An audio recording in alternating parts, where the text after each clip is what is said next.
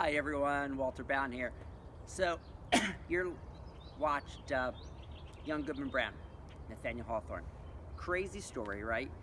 Very gothic, highly symbolic. Very different from what we're used to with Emerson and Thoreau and Emily Dickinson and Walt Whitman. Because Hawthorne here is really looking at sin, darkness, evil. You'll never find a Goodman Brown in Emerson or Whitman. Um, the reason being is Nathaniel Hawthorne, born in Salem. His ancestor was the famous Judge Hawthorne from the Salem witch trials. And he was so perplexed or disturbed by this, he added a W to his name. And if you go to Salem today, you can see Judge Hawthorne's grave. They always have to repair it because people come to desecrate it. All right, so Nathaniel Hawthorne, if you read his House of the Seven Gables, his novel, there's a sin that passes down from generation to generation to generation.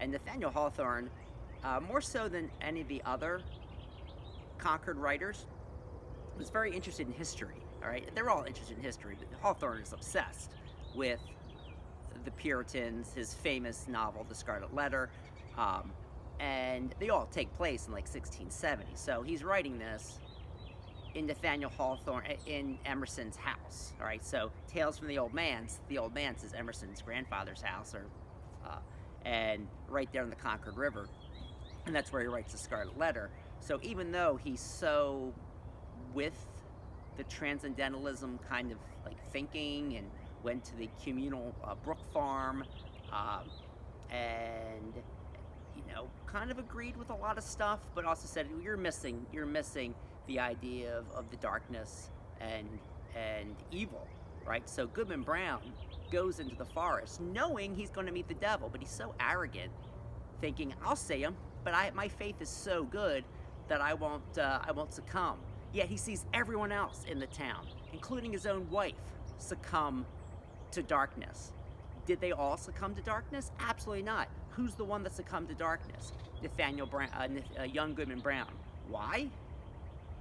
Well, Nathaniel Hawthorne here critiques Puritan society and their religion when he says that if you believe everyone is tainted with sin, no matter how good they may seem, that little baby, that beautiful wife, that nurturing, beautiful, catechist who taught religion, they're all damned, right? So the only one who's really damned in the story is young Goodman Brown. The irony, of course, is he thinks he's the one that's saved and everyone else is a hypocrite.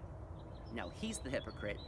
The Puritan religion is hypocritical, and it forces people to look at their lives as miserable and wretched, and there's only a few select who will be saved, and what a way to live. And this is not a way to live, right? So, and it encourages, in a way, this darkness that you see, and we'll see this in The Crucible, of course, with Reverend Parris and the Putnams. So, very disturbing story. He has little faith. His wife is named Faith, so when he kisses his Faith goodbye, he's kissing his wife goodbye, and he's really kissing the essence of his faith goodbye.